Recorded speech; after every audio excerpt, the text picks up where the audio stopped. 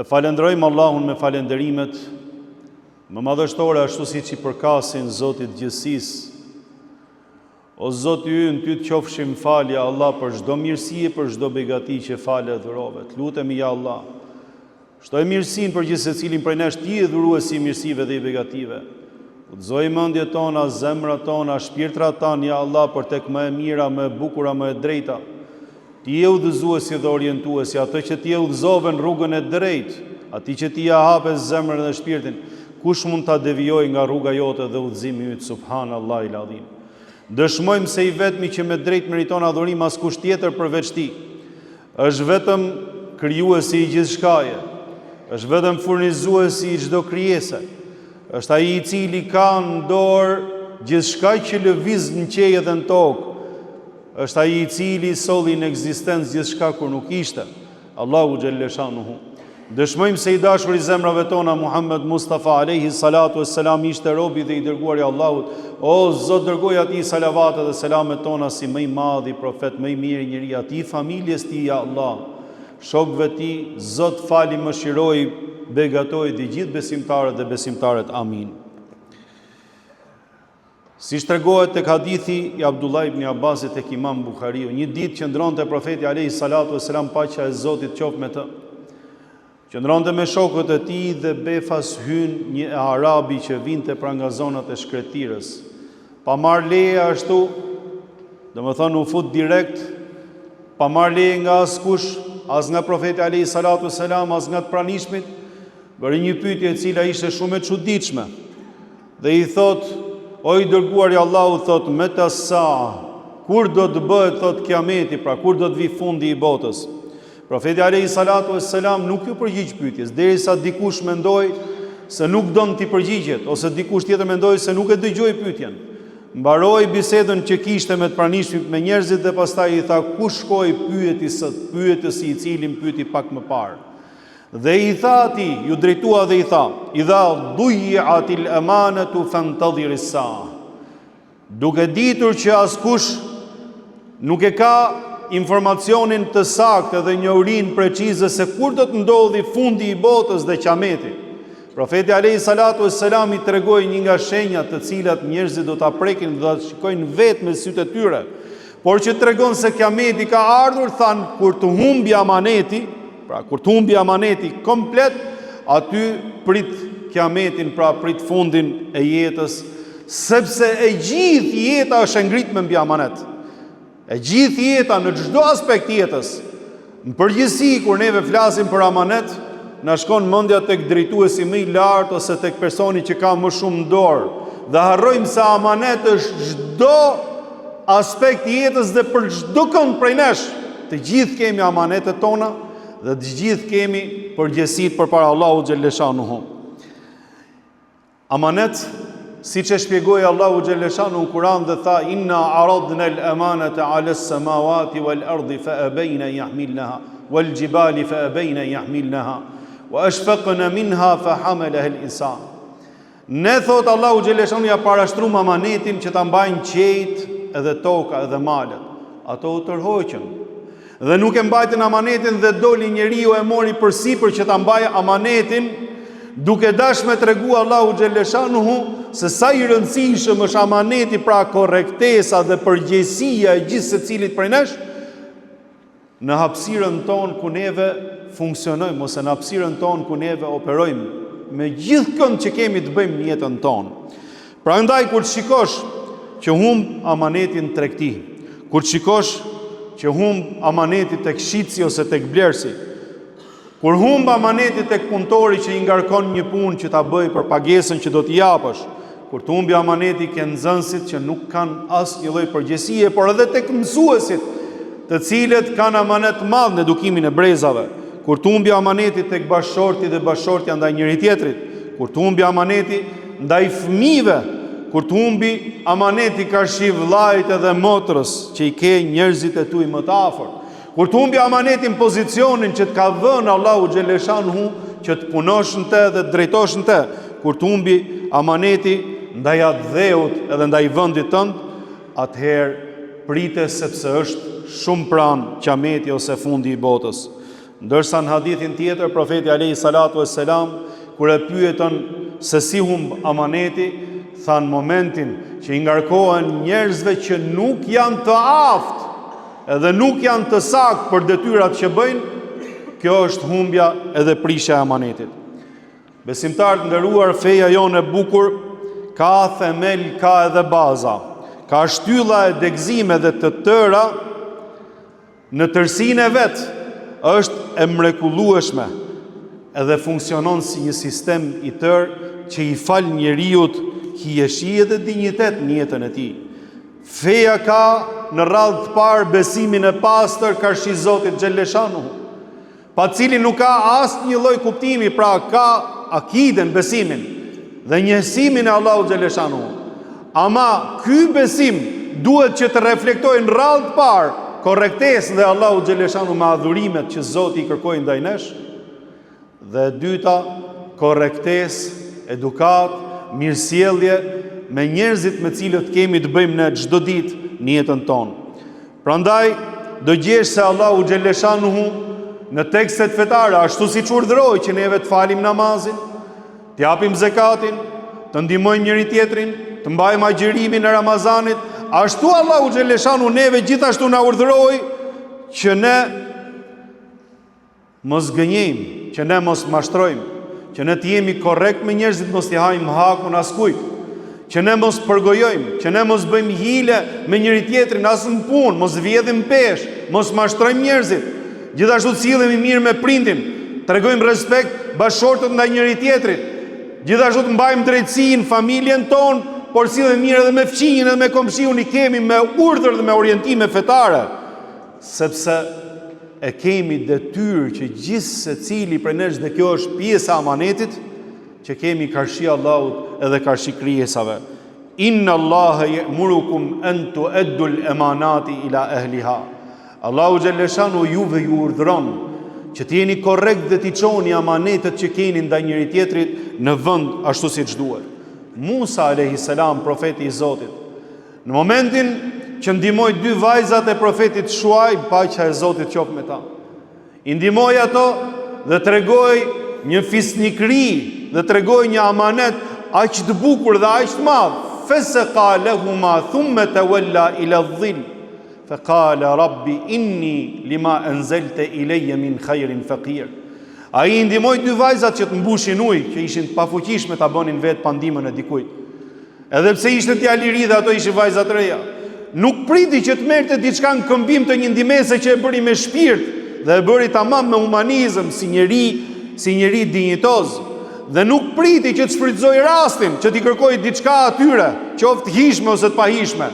Por thot Zoti xhaleshanu, pasaj i shkoi dhe u mbështet në një hije, dhe duke u lutur Allahu xhaleshanu, o Zoti im, për mirësitë që më ke fal, dhe çdo mirësi dhe lehtësim që më jep ti mua në jetë, ja Allah, un kam shumë nevojë për mirësitë dhe begatitë tua. Në momentin që vjen njëra nga vajzat e Shuaibit, profetit Zotit, paqja e Zotit qoftë me të, që ti thot Musës, eja se babai jon donte të shpërblej ty, ai e porosit dhe i thot, mua thot më lër që të heci përpara, ndërsa ti eja pas meje. Nuk donte të qëndronte as pas asaj që të rute edhe shikimin e vet, po edhe mos mendonte dikush sikur po shkon pas një vajze të re, si më thon djalë i ri siç ishte, pra donte që ti ishte me amanet dhe me korrektesë në të gjithë qenin e tij. E pas kësaj, Allahu xhaleshanuhu pas një farë kohe, pra i jep profecinë Musës alayhis salam. Do të gjesh profeti alayhis salatu wassalam përpara se t'i vinte profecia, njihej ke të gjithë njerëzit që ishte el emin, njeriu besnik që runte amanetin dhe ishte korrekt me të gjithë njerëzit, dhe kështu kanë qenë të gjithë profetët e Allahut. Allahu xhaleshanuhu e çoi profecinë tek njerëzit e zgjedhur, dhe ata njerëz kanë qenë të mirë në të gjithjen e tyre.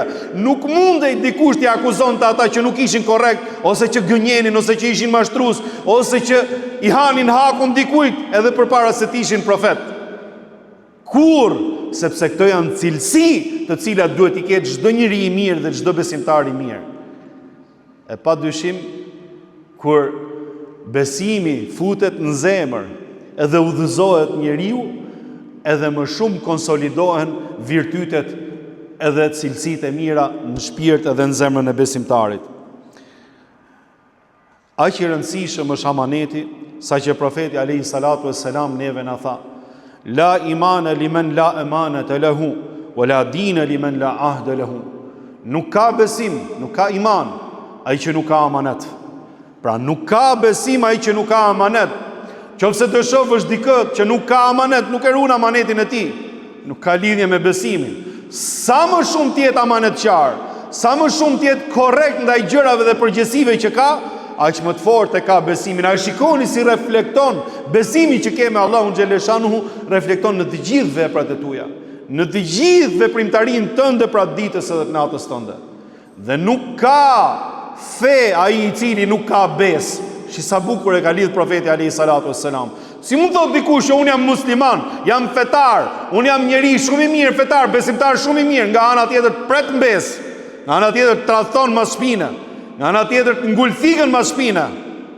Nuk mund të jetë besimtar, pra thot profeti alayhi salatu wassalam. Sa më shumë të kesh besë, dhe sa më shumë të kesh amanet, aq më besimtar i mirë je, kuptimi i hadithit. Qad aflaha almu'minun alladhina hum fi salatihim khashi'un. Janë lumturuar dhe kanë fituar besimtarët, thot Allahu xhaleshanu në surën Mu'minun. Ata cilët namazin e falin me ndroj, pra filloj me namazin, besimtarët e mirë filloj me namazin. Pastaj thot ata cilët e japin zakatin, pastaj thot ata cilët nuk merren me fjalët e kota dhe me fjalët e pista, nuk e ndyn gojën e tyre, dhe pastaj thot dhe ata të cilët walladhina hum li amanatihim wa ahdihim raun, dhe ata cilët amanetet që ju takojnë atyre dhe besën e kanë gjë shumë të shtrenjtë dhe ruajnë atë. Këta janë besimtarët që kanë fituar dhe përmendi Allahu xhaleshanu amanetin edhe besën si diçka shumë të fortë edhe të rëndësishme. Dëgjoje këtë hadith të bukur që na e tha neve profeti alayhi salatu wassalam. Thot i dërguari i Allahut: Arba'un idha kunna fike fala alayka ma fataka min ad-dunya. 4 gjëra, nëse ti i ke arrit dhe i ke realizu, mos e ki pishman pastaj dhe mos u bëj keq, mos u ndje keq për çat ka shpëtu nga dynjaja. Nëse i ke arrit në jetën tënde, ose po i arrin në jetën tënde këto 4 gjëra, pastaj çdo gjë tjetër nuk ka më vlerë, e ke apo nuk e ke, subhanallah. Thot profeti alayhi salatu wassalam: hifdhu amana, rujtja e amanetit. Wa sidqu hadith, fjala e drejtë, pra që të flasësh sinqerisht edhe të flasësh të vërtetën, fjala e vërtetë. Wa husnu khaliqa, mirësjellje, edukata e mirë nëse e ke arrit që ta bësh cilësi edhe karakter tëndin. Wa iffatun fi ta'ma, dhe ushqimi halal që ushqesh. Rujtja e amanetit, me fol kur fol të vërtetën. Kur sillesh me njerëzit ke moral të kompletuar dhe je njëri modest dhe i mirësjellshëm me gjithë me kulturë, dhe kur ushqesh me halal, fitimin e ke me halal. Nëse i ke arrit të 4, thot profeti alayhi salatu wassalam, edhe nëse i shef njerëzit që garojnë, fitojnë pasuri dhe pozita me lloj-lloj forme, e lloj-lloj mënyre, mos ki problem pse ti nuk ke fituar siç fitojnë ata. Sepse ti je duke bërë atë që duhet. Je duke bërë ato që duhet bëjë një njeri i mirë dhe i ndershëm. Ti ke pasurinë më të madhe. Nëse njerëzit duan ta mbledhin me haram, nëse njerëzit duan ta mbledhin me çdo lloj forme, ti me këto 4 gjëra e ke arrit atë që duhet arrisin njeriu në jetë. Pastaj për punën e riskut dhe për punën e furnizimit, pa shaq Zotin e qiellit dhe tokës, ajo që është risku jot edhe që është kismeti jot, do të vi ty, nuk ta pengon dot askush. E nëse nuk ka qenë kismet me ardh diçka, bëj gjithë pisliqet e dynjas, kur s'ka për të ardhur, nuk është kismeti jot dhe nuk është risku jot. Prandaj ndershmëria, amaneti, vërtetësia, fisnikëria, ti je njëri i ndershëm, pra është gjëja kryesore. Hec me këto 4 parime që ka thënë profeti alayhi salatu wassalam. Dhe dynjaja pastaj le të shkojë ku të shkojë, nëse gjithë secili prej nesh rregullon veten e vet, me këto 4 gjëra kemi arritur atë që duhet arrim në jetë, pra, dhe kemi rregulluar edhe shoqërinë, se gjithë secili prej nesh është pjesë e kësaj shoqërie. Elus Allahun xhaleshanuhu na falë dhe na mëshiroj, amin. Sa shumë kemi nevojë për amanet, Sa shumë kemi nevojë që t'i ushqejmë zemrat tona dhe shpirtrat tanë, po edhe brezat me këtë ndjenjë të përgjegjësisë dhe të amanetit, duke filluar nga vetvetja. Për kohën se si e shfrytëzojmë, për të zgjedhur drejtimin më të mirë gjithë secili për jetën e vet, që të jetë korrekt në atë që do me bën jetë, po të jetë korrekt gjithashtu ndaj bashortes ose bashortja ndaj bashortit, po të jetë korrekt ndaj fëmijëve, të jetë korrekt ndaj prindit, të jetë korrekt ndaj njerëzve të tij të afërt, të jetë korrekt gjithashtu ndaj fëmijëve dhe ndaj komunitetit ku ai ka të bëjë pra, me ato cilët ka të bëjë, po të jetë korrekt edhe me detyrën që ka përsipër, po të jetë korrekt edhe ndaj shoqërisë, po të jetë korrekt edhe ndaj adheut edhe ndaj vatanit, nëse duhet edhe nëse ka nevojë. E ne kemi nevojë shumë t'ja ushqejmë ndjenjën e amanetit dhe të përgjegjësisë gjithë secilit prej nesh, sepse jeta është amanet dhe është korrektesë dhe është përgjegjësi. Kështu e ka ndërtuar Allahu xhaleshanu, prandaj edhe e kërkon edhe urdhron amanetin për gjithë secilin prej nesh. Dhe amaneti, vëllezërit e mi, nuk përkufizohet vetëm te çështja e lekut, more ca lek dhe do t'i çosh ca lek diku, ose te çështja e pasurisë. Amaneti është edhe tek nderi. Amaneti është edhe tek detyra që ushtron. Amaneti është edhe tek haku i dikujt, qoftë tek prona, qoftë tek puna. Amaneti është tek çdo kush që neve kemi të bëjmë me të, edhe kemi marrëdhënie pune. Thot profeti alayhi salatu wassalam, wallahi la yu'min. Nuk e ka besimin e plot dhe nuk është besimtar. Ai i cili fqinji i tij nuk është i qetë nga mundimi i tij. Qoftë duke i hedh mbeturinat, shiku ka hyrë feja deri tek detajet më të vogla. Qoftë duke i sjell siklet. Qoftë sa herë ndodh që neve me fqinjin, subhanallahu, me fqinjin me komshiun tënd, sa herë nuk shkojnë mirë, bëjnë llave për diçka të vogël, bëjnë llave për gjëra që nuk kanë kuptim sepse njëri nuk është korrekt dhe janë nxinë jetën tjetrit. Ndërkohë që fqinji dhe komshiu neve na ka porosit feja dhe na ka porosit profeti alayhi salatu wassalam, ai shumë thot, më porosiste Xhibrili që të shkoj mirë me fqinjin, me komshiun tim, sa që mendova se do ta fusin trashëgimi. Pra siç trashëgojnë fëmijët babën, mendova se do ma fusin trashëgimi dhe do t'i ndaj pjesën trashëgimi Allahu xhaleshanu edhe fqinjit që kam afër. Dhe me të vërtetë, nganjëherë fqinji ose komshiu të bëhet më i afërt. Bëhet më i afërt se sa njerëzit e familjes, sepse për shembull vllai ose motra mund të jetë larg, jetojnë larg teje. Në një moment që ty duhet fqinjin ke, qoftë për mirë ose qoftë për keq, për vështirësi.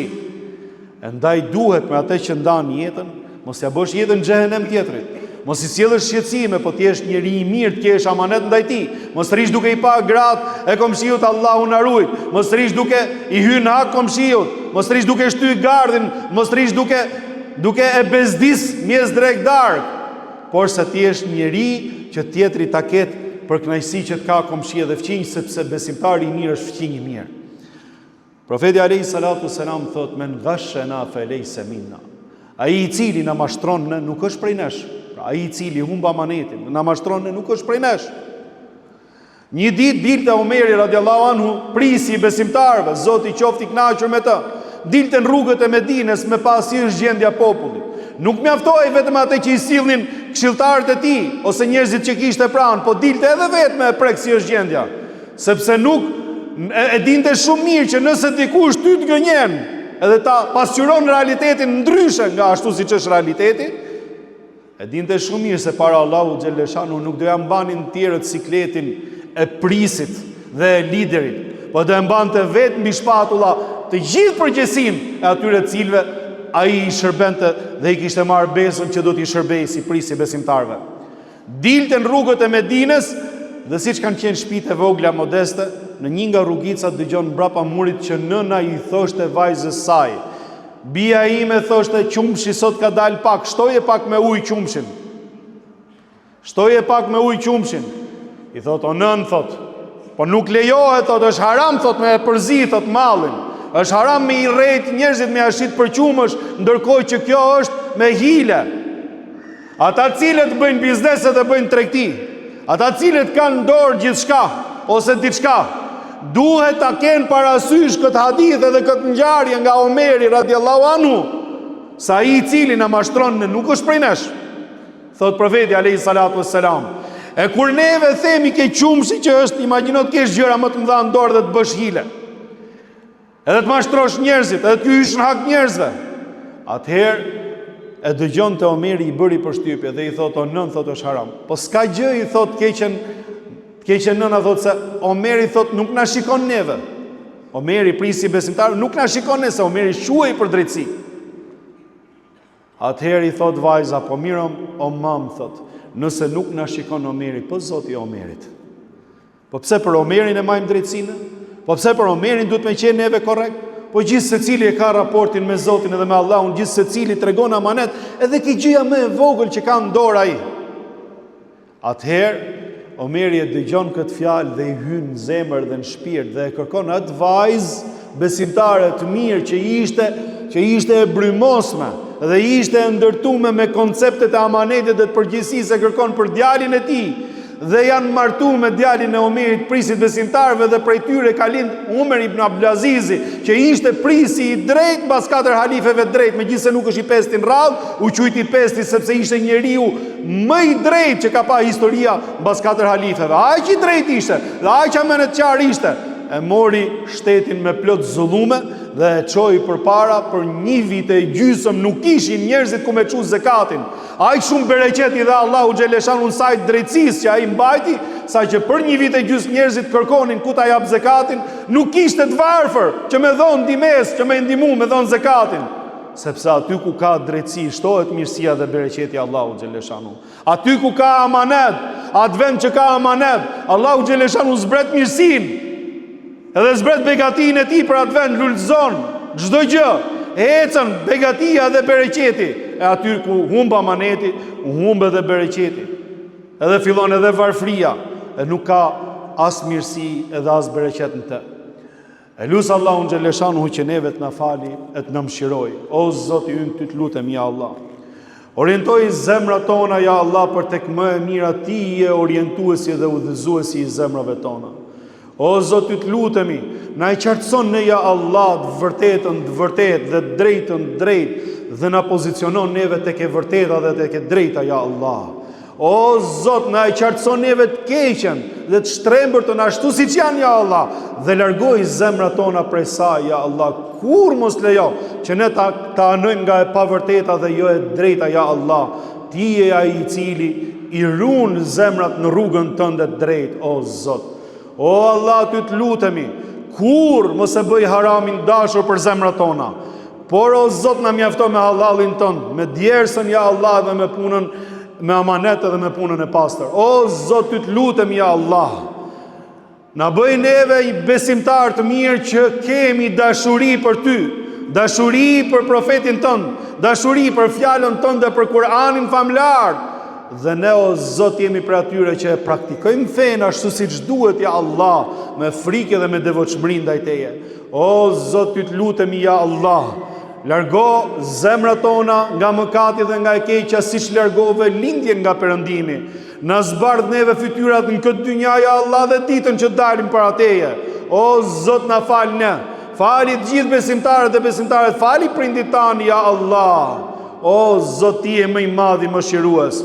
O Zot, ai i cili është i smur, shëroje ja Allah. Ai i cili ka borxhe, mundsoja që ti shlyej borxhet ja Allah. Ai i cili është i varfër, pasuroje ja Allah. Ai i cili është mëkatar, fale dhe mëshiroje dhe udhëzoje ja Allah.